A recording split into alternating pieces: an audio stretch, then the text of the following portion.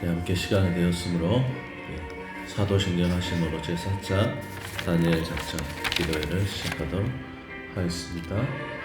전능하사 천지를 만드신 하나님 아버지를 내가 믿사오며 그 외아들 우리 주 예수 그리스도를 믿사오니 이는 성령으로 잉태하사 동정녀 마리아에게 나시고 본디오 빌라도에게 고난을 받으사 십자가에 못 박혀 죽으시고 장사된 지 사흘 만에 죽은 자 가운데서 다시 살아나시며 하늘에 오르사 전능하신 하나님 우편에 앉아 계시다가 저리로서 산 자와 죽은 자를 심판하러 오시리라. 성령을 믿사오며 거룩한 공회와 성도가 서로 교통하는 것과 죄를 사하여 주시는 것과 몸이 다시 사는 것과 영원히 사는 것을 믿사옵나이다. 아멘. 찬송 528장 드리겠습니다. 528장입니다.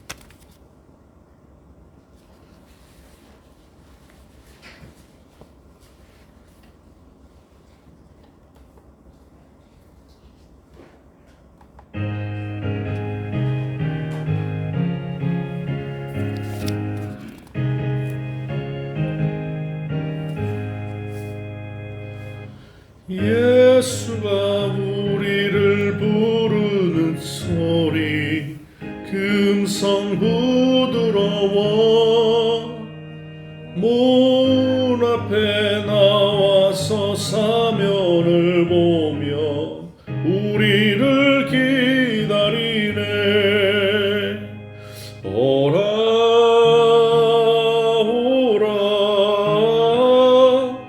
방황치 말고 오라.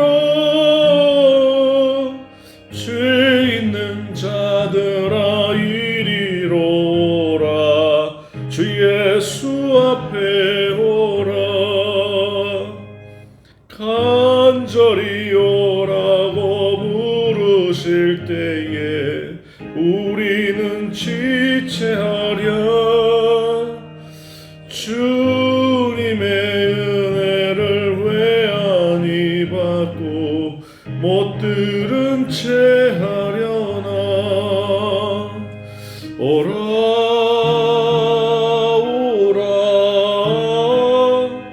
방황치 말고 오라. 죄 있는 자들아 이리로 오라. 주 예수 앞에 오라. 세월이 살같이 빠르게 지나 쾌락이 끝이 나고 사망의 그늘이 너와 내 앞에 돌리며 가리우네. 오라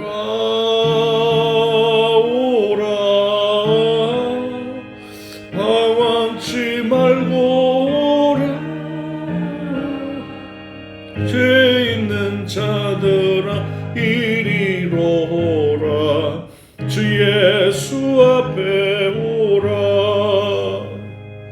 우리를 위하여 예비해 두신 영원한 집이 있어.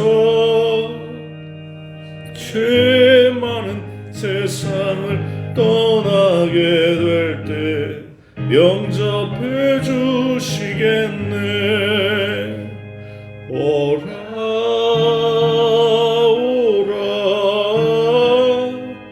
방황치 말고 오라.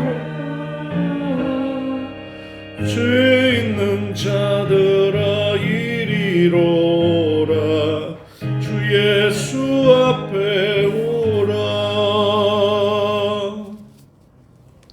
사랑의 주님, 우리 신랑 되신 우리 주님을 맞이하기 위하여 날마다 기름에 등불에 기름을 준비하는 자 되게 도와주시고 하나님 우리의 믿음이 항상 충만하여서 하나님 정말 주님 지혜로운 아버지 처녀와 같이 살아갈 수 있도록 날마다 우리를 붙들어 주시옵소서.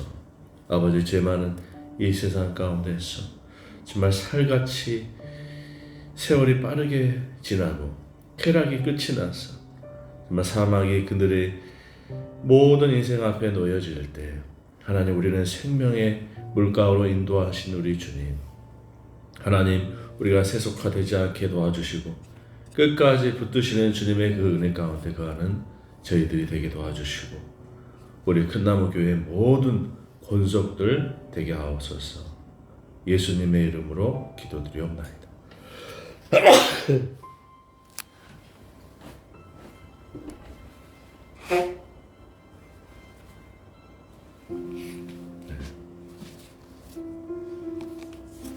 하나님의 말씀 요한계시록 11장 1절로 14절 말씀입니다.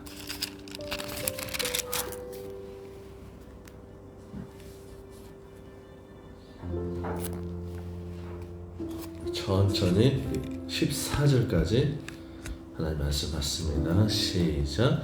또 내게 지팡이 같은 갈대를 주며 말하기를 일어나서 하나님의 성전과 제단과 그 안에서 경배하는 자들을 측량하되 성전 바깥 마당은 측량하지 말고 그냥 두라. 이것은 이방인에게 주었은즉 그들이 거룩한 성을 42달 동안 짓밟으리라. 내가 나의 두 증인에게 권세를 주리니 그들이 굵은 베옷을 입고 1260일을 애언하니라. 그들은 이 땅의 주 앞에서 있는 두 감람나무와 두 촛대니 만일 누구든지 그들을 해하고자 하면 그들의 입에서 불이 나와서 그들의 원수를 삼켜 버릴 것이요 누구든지 그들을 해하고자 하면 반드시 그와 같이 죽임을 당하리라. 그들이 권능을 가지고 하늘을 닫아 그 예언을 하는 날 동안 비가 오지 못하게 하고 또 권능을 가지고 물을 피로 변하게 하고 아무 때든지 원하는 대로 여러 가지 재앙으로 땅을 치리로다. 그들이 그 증언을 마칠 때에 무적행으로부터 올라오는 짐승이 그들과 더불어 전쟁을 일으켜 그들을 이기고 그들을 죽일 터인즉 그들의 시체가 그 성 길에 있으리니 그 성은 영적으로 하면 소돔이라고도 하고 애굽이라고도 하니 곧 그들의 주께서 십자가에 못 박히신 곳이라. 백성들과 족속과 방언과 나라 중에서 사람들이 그 시체를 사흘 반 동안을 보며 무덤에 장사하지 못하게 하리로다. 이 두 선지자가 땅에 사는 자들을 괴롭게 한 고로 땅에 사는 자들이 그들의 죽음을 즐거워하고 기뻐하여 서로 예물을 보내리라 하더라. 3일 반 후에 하나님께로부터 생기가 그들 속에 들어가매 그들이 발로 일어서니 구경하는 자들이 크게 두려워하더라. 하늘로부터 큰 음성이 있어 이리로 올라오라 함을 그들이 듣고 구름을 타고 하늘로 올라가니 그들의 원수들도 구경하더라. 그때 큰 지진이 나서 성 10분의 1이 무너지고 지진에 죽은 사람이 7천이라. 그 남은 자들이 두려워하여 영광을 하늘의 하나님께 돌리더니 둘째 화는 지나갔으나 보라 셋째 화가 속히 이르는도다.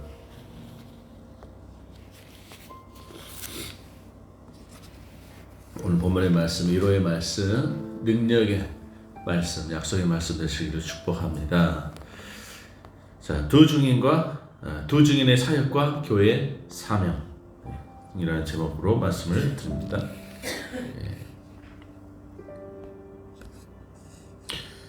자, 이 두 증인의 정체가 무엇인가? 이것은 하나님의 나라의 대면자, 하나님 나라에 대한 대변자를 의미합니다. 감람나무와 두 촛대로 비유되고 있는데요. 이들을 막는 자들에게 있어서는 큰 죽임이 그들에게 있을 것이다 라고 5절에 말씀하고 있습니다.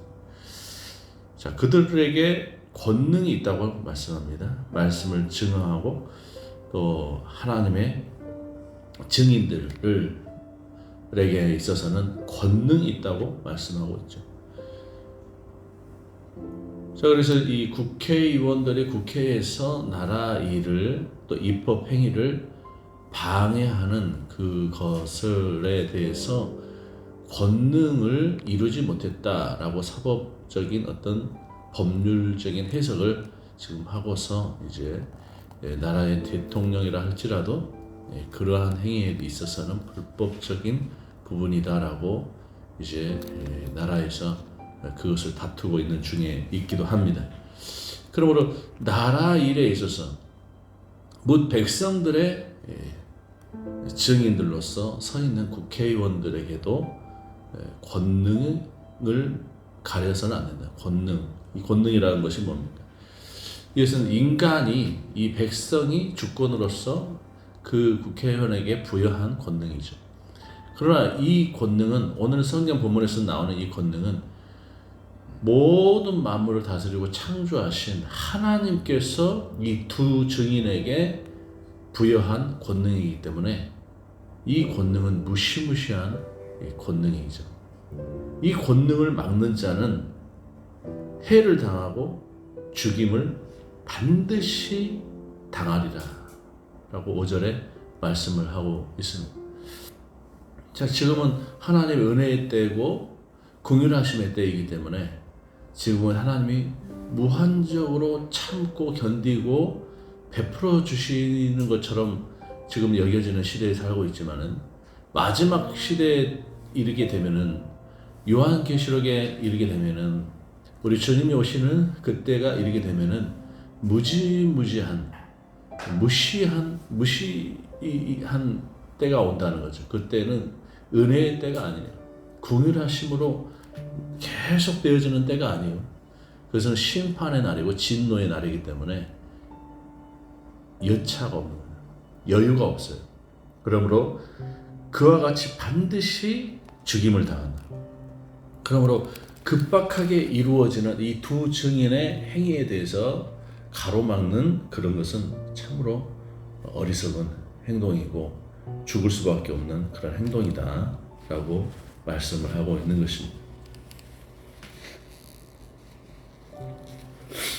자, 이 당시에 어땠습니까? 예루살렘의 성전이 무너진 상황을 상상해 보십시오. 외세의 억압으로 인해서 하나님이 거하시는 성소가 더럽혀졌고 하나님의 백성은 흩어져서 절망에 빠져 있습니다. 이것은 단순히 어떤 과거의 이야기가 아니죠. 오늘날에도 교회는 세상의 조롱과 박해 속에서 위축되기 쉽습니다. 그러나 이런 때일수록 하나님의 그 역사 가운데 두 증인을 세우시면서 그들의 사역을 통해서 교회가 다시 일어설 수 있도록 사명을 주고 계신다는 겁니다. 그러므로 요한계시록 11장의 이러한 상황에서 교회의 역할과 두 증인의 사역을 통해서 우리는 하나님께서 다시 이루시고 세우시고자 하는 어떤 이 교회 그리고 구속의 역사를 우리 다시 한번 바라볼 수가 있는 것이죠. 본문에서 이 두 증인은 감람나무와 두 촛대로 비유됩니다. 이것은 스가랴 4장의 말씀을 연상시키는데 하나님의 성령으로 기름 부음 받은 자들을 의미하는 것입니다. 그들은 교회를 상징하고 동시에 교회를 대표하는 선지자적 존재들입니다. 그들의 메시지는 세상을 향한 하나님의 진리와 심판 그리고 회복의 복음을 포함하고 있죠. 이 두 증인은 며칠 동안 예언합니까? 1260일 동안 예언한다고 3절에 말씀하죠. 이것은 교회의 사역 기간을 상징합니다. 이 기간은 역사적, 영적 의미로 해석될 수가 있습니다. 역사적으로 교회는 박해와 고난 가운데서도 진리의 말씀을 선포해 왔습니다. 영적으로는 우리의 신앙 여정 동안 지속적으로 하나님의 뜻을 증거하면서 세상 속에서 빛과 소금의 역할을 감당해야 하는 것이죠. 두 번째로 두 증인의 사역은 무엇이에요? 고난 속에서 진리를 선포하는 것이죠. 두 증인의 사역은 단순히 평탄한 사역이 아니었습니다. 불이 그들의 입에서 나와서 원수를 삼켜버렸다고 말씀하죠. 하나님의 말씀의 능력과 권위를 강조하고 있습니다. 그러나 동시에 그들은 고난과 죽음을 피하지 못했습니다. 그들은 죽음의 큰 성, 길거리에서 공개적으로 조롱받는 형태로 나타납니다. 8절 말씀에 이것은 세상이 하나님의 대변자들에게 어떠한 대우를 하는지를 여실히 보여주고 있어요. 실제적인 예로 16세기 종교개혁 시대를 떠올려 보면 마틴 루터, 윌리엄 틴 등 많은 신실한 하나님의 증인들이 말씀을 전하다가 큰 박해를 받았습니다. 루터는 종교 재판에 서면서 생명의 위협을 받았고, 틴은 성경을 번역하다가 화형에 처해졌습니다. 그러나 그들의 사역은 오늘날 우리가 성경을 읽고 이 믿음을 가질 수 있는 근간을 마련해 주었다고 하는 것이죠. 우리가 직면하는 세상의 조롱과 박해 역시 이와 다르지 않습니다. 두 증인의 사역은 죽음으로 끝나지 않습니다. 11절에서 하나님께서 그들에게 생기를 불어넣으셨고 그들은 다시 살아나서 하늘로 들려 올라갑니다. 이것은 교회와 성도의 궁극적인 승리를 상징하죠. 가난한 자 같지만 부유하고 죽은 자 같지만은 살아있는 자로다. 하나님의 그 십자가에서의 예수 그리스도의 그 승리는 모든 성도들에게 있어서 궁극적인 승리를 선포하고 있습니다. 예수님은 사흘 만에 죽으셨다가 다시 부활하심으로 말미암아서 죄와 사망의 권세를 깨뜨리시고 부활의 첫 열매가 되어 주셨다고 하는 것입니다. 이것이 승리하는 성도들에게 있어서 궁극적인 약속이 되는 것입니다. 세 번째로 교회의 사명이 무엇입니까? 세상을 향한 빛과 소금이 되라는 것입니다. 두 증인의 사역은 교회가 감당해야 할 사명과 긴밀히 연결되어 있습니다. 교회는 단순히 예배의 공간이 아니라 세상 가운데 하나님의 나라를 선포하고 또 나타내는, 드러내는 선지자적인 역할을 해야 합니다. 예를 들어서 현대의 많은 기독교 단체들은 전 세계에서 사회적 정의를 이루고 복음을 전하는 데 힘쓰고 있습니다. 한편으로 빈곤과 차별을 극복하기 위해 일하고 다른 편으로는 하나님의 말씀을 선포합니다. 이러한 노력은 두 증인의 사역과 본질적으로 같은 것입니다. 우리는 종종 내가 약한데 무엇을 할 수 있을까? 라고 생각하기 쉽습니다. 그러나 두 증인의 사역은 성도의 사명이 성령의 능력으로 감당되는 것임을 보여주고 있습니다. 교회는 약해 보여도 하나님께서는 교회를 통해서 여전히 구원의 역사를 이루어 가고 계십니다. 결론적으로 부활의 능력으로 다시 일어서라는 것이죠. 본문은 두 증인이 하늘로 올라가고 큰 지진과 심판이 임하며 그들의 남은 자들이 하나님께 영광을 돌렸다라고 13절에 마무리하고 있습니다. 이것은 교회가 세상에서 감당해야 할 사명을 이루는 과정에서 성령님의 능력으로 부응하게 될 것을 약속하고 있는 것이죠. 우리는 오늘 이 본문을 통해서 깨닫게 됩니다. 교회의 사명이 무엇입니까? 교회의 사명은 고난과 핍박 속에서도 진리를 선포하면서 하나님의 나라를 드러내는 데 있다는 것이죠.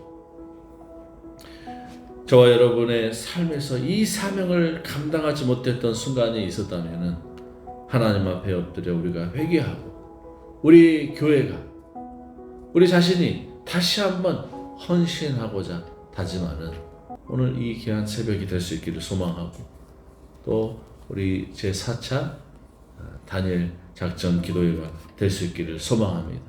예배 회복, 신앙의 회복, 우리 교회가 정말 하나님의 형상으로 다시 회복되어지는 역사 이루어서 세상 가운데 나아가서 담대히 살아가고 담대한 그 믿음, 세상이 감당치 못한 그 믿음을 가지고 나아가서 주의 복음을 전하는 우리 모두가 될 수 있기를 소망합니다. 축복합니다. 우리 큰나무 교회를 통해서 하나님께서 반드시 이 놀라운 큰 사역들을 이루어 왔고 이루고 계시고 이루어 가실 줄 믿습니다. 할렐루야. 그렇습니다. 계속해서 우리는 기도해야 돼. 또 하나님의 사람들과 연합해야 돼. 그래서 더 큰 일을 함께 이루어가고 무엇보다도 기도 운동이 일어나야 된다. 목요 정오 기도회를 통해서 우리가 기도하고 있어요. 부르짖고 있습니다. 그래서 전주 대학교의 복음화 사역, 전주 교대의 복음화 사역을 위해서 기도하고 있는데 기도 운동이 일어나야 된다. 전주 대학교도 지금 어느 상태입니까? 예전에는 온누리교회에서 함께 기도하고 그들을 전주 대학교를 위해서 기도했지만 지금 온누리교회와 분리됐잖아요. 그래서 전주대학교를 위해서 기도하는 기관이 한두 군데도 없다는 거예요. 그래서 전주대학교가 지금 영적 공백의 기간에 있다는 거죠. 그래서 전주대학교에 지금 기도 운동을 펼치려고 지금 계획하고 있고 기도하는 사람들을 지금 모으고 있습니다. 금방 이제 전주대학교에 내년 1월부터는 기도 모임이 시작될 겁니다. 또 학생들이 이곳에 와서 예배도 드리지만은 제가 볼 때 기도가 약해요. 말씀을 듣고 학생들이 기도를 해야 되는데 기도를 하는 시간이 너무나 짧아요. 대표 기도하고 우리 학생들이 자체적으로 기도하는 시간이 없어요. 그래서 전주 교대에도 지금 기도 운동이 일어나야 되고 기도하는 사람들이 모아져서 기도가 일단은 가장 기초적으로 기본적으로 기도가 이제 채워져야 됩니다. 분량이 이루어져야 우리 전주 교대도 성령의 역사가 일어나게 되는 것이죠. 무엇보다 이 일을 위해서 헌신하는 우리 큰나무 교회는 우리가 이 하나님의 부르심의 사명을 감당하는 데 있어서 효과적으로 이 사역들을 감당해야 되죠. 우리가 샌드위치 만드는 것도 중요하지만 우리 효과적으로 이 학생들을 복음화시키고 성령의 감화 감동을 일으켜서 그 사람들의 마음의 심령에 변화가 일어나야 되죠. 무엇보다도 전인적 변화가 일어나야 되죠. 지적으로 하나님 아는 데 그치지 않고 우리 믿음에 이르고 그것을 의지로 나타내기까지 우리가 전인적인 변화, 온전한 거듭남의 역사가 이루어지기 위해서 우리가 함께 기도하며 우리 두 증인의 사명을 우리 교회가 능히 감당해낼 수 있기를 주님의 이름으로 축복합니다. 축원합니다. 기도드리겠습니다. 하나님 아버지 두 증인의 사역을 통해서 교회가 감당해야 할 사명을 보여주시니 감사드립니다. 우리의 연약함을 주님 앞에 고백합니다. 교회의 사명을 다하지 못했던 우리의 나태함을 용서하여 주시고 성령의 능력으로 다시 세상 속에서 빛과 소금이 되게 하여 주옵소서. 주님의 진리가 선포될 때 잃어버린 영혼들이 다시 교회로 돌아오게 하시고 이 땅의 교회가 부흥하여 하나님의 나라를 확장하게 하여 주시옵소서. 무엇보다 우리 전주 교대와 전주 대학교의 복음화의 역사를 이루게 하여서 아버지 기도 운동이 일어나게 하여 주시고 정말 성령의 감화 감동의 역사로 말미암아서 우리 전주 이 땅이 아버지 성시화되고 정말 악한 영이 떠나가고 온전히 하나님의 다스림의 역사가 일어날 수 있도록 도와 주시옵소서. 회개하는 역사 있게 하여 주옵소서. 주님께 다시 돌아오는 역사 있게 하여 주시옵소서. 나태해진 심령들이 정말 주님을 향하여서 다시금 돌이켜 나올 수 있게 하여 주시옵소서. 죄와 사망의 그늘을 벗어나서 정말 죄 많은 세상에서 이제 다시 떠나서 오라 방황치 말고 오라 말씀하시는 우리 주님의 음성을 듣고 정말 하나님 주님 앞에 모두가 나오는 역사 있게 하여 주옵소서. 우리 원하신 예수님의 이름으로 기도드리옵나이다. 지금은 우리 주 예수 그리스도의 크신 은혜와 하나님 아버지의 극진하신 사랑과 성령님의 내주교 도의로 충만하심의 역사가 우리 두 증인의 사역을 바라보면서 우리 또한 이 증인의 삶을 살아가리라. 하지만 우리 귀한 성도들 머리머리 위에 가정의 직장의 사업들 일터 위에 아버지 이 귀한 자녀들 자손들 위에 우리 큰나무 교회 위에 우리 두 대학교 전주교대와 전주대학교 위에 이를 위해서 기도하는 성도들 머리머리에 이제부터 영원토록 하나님의 놀라우신 권능이 함께 있을지어다. 아멘. 함께 말씀 기억하면서 우리 기도하시다가 돌아가시겠습니다. 우리 같이 동성으로 기도드립니다. 합심하여 기도합니다. 주여 주여 할렐루야. 사랑의 주님 도와주시옵소서. 은혜를 다하여 주시옵소서. 권능을 덧입혀 주시옵소서. 오 거룩하신 우리 하나님 아버지여 붙잡아 주시옵소서. 인도하여 주옵소서. 두 증인의 사명을 능히 감당할 자 되게 도와 주시옵소서. 할렐루야 할렐루야. 아버지 하나님 정말 하나님 아버지 주님 앞에 달려나와서 아버지 임박한 이 진노의 나를 면할 자 되게 도와주옵소서. 임박할 이 진노를 면할 자 되게 하여 주시고 정말 이 궁극적인 구원의 역사를 함께 이루어갈 수 있도록 도와주시옵소서. 믿음이 땅에 떨어지지 않게 도와주시고 정말 등불에 기름이 떨어지지 않도록 하나님 우리에게 믿음을 더하여 주시옵소서. 할렐루야. 두 증인의 교회 사명 사역을 감당할 수 있도록 주여 우리 믿음의 사람들 붙잡아 주시고 기도의 용사들을 더하여 주시옵소서.